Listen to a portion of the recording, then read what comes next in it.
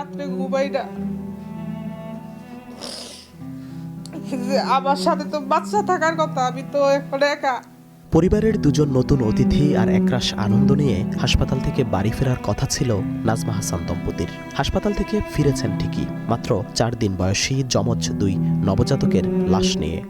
স্বপ্ন ছিল যে যমজ টুইন বেবি হবে, সব রকম একরকমের চালান চালাবো, একরকমের পড়া কাপড়, এইটা যত নিজেদের যত কষ্টই হোক, দুজনকে কোনো কিছুতে ত্রুটি রাখবো না, কষ্ট দিব না। একটা নার্স ছিল না, একটা ডাক্তার ছিল না, কেউ তো আমরা দেখি নাই। বাচ্চা তো আমার হাঁ করছে খালি, এরকম করছে, শেষ নিঃশ্বাস। 2 সন্তানের অস্বাভাবিক মৃত্যুর বিচার চায় এই দম্পতি, কিন্তু রাষ্ট্র ন্যায় বিচার করবে, প্রশ্ন গণমাধ্যমের কাছে। না, আমাদের বিচার হবে নি, কে করব আমাদের বিচার? সরকার আমাদের বিচার করব? এই যে এখন গরম গরম হয়েছে, হয়তো বা 2 দিন পর আরেকটা ঘটবো, আপনারা ওইটা নিয়েই পড়ে থাকবেন, আমার বেবিদের কথা বুঝা যাবেন। মেডিকেলের গাফলতির কারণে আমার ছেলে 2টা আমার হারাইতে হয়েছে। আমার অনেক স্বপ্ন ছিল, অনেক আশা ছিল।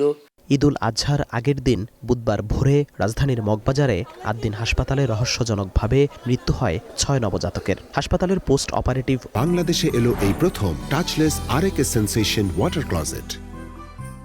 ওয়ার্ডের 2টি বেড ছাড়া সবগুলোতেই ছিলেন নবজাতক আর তাদের মায়েরা। ফলে ওই ঘটনায় মৃত্যুর সংখ্যা আরও বেশি বলে দাবি ভুক্তভোগীদের। 6 নবজাতকের মৃত্যুর ঘটনায় হাসপাতাল কর্তৃপক্ষের অবহেলা আর গাফিলতির অভিযোগে এরই মধ্যে রমনা থানায় মামলা দায়ের করেছেন নিহত আরেক নবজাতকের বাবা চাঁদপুরের ফরিদগঞ্জের হাবিবুর রহমান।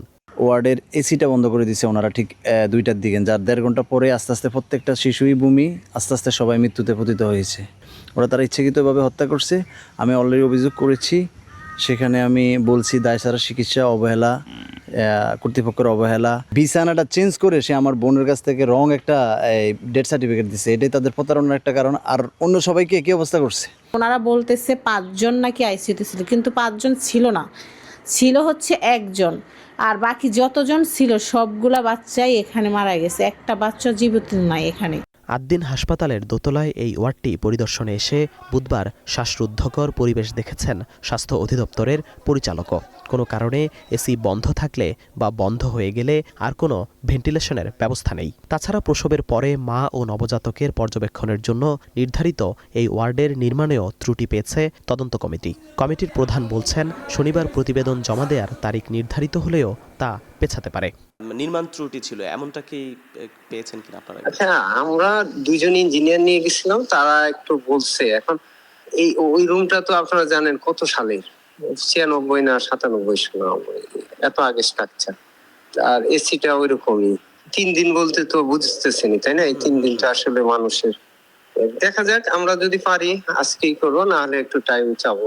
ঘটনার দিন বুধবার সন্ধ্যায় আদ্দিন হাসপাতাল পরিদর্শনে এসে পরিচালকের কক্ষে ঘণ্টাখানেক অবস্থান করেন কমিটির সদস্যরা। সেখানে তাদেরকে আপ্যায়নও করা হয়।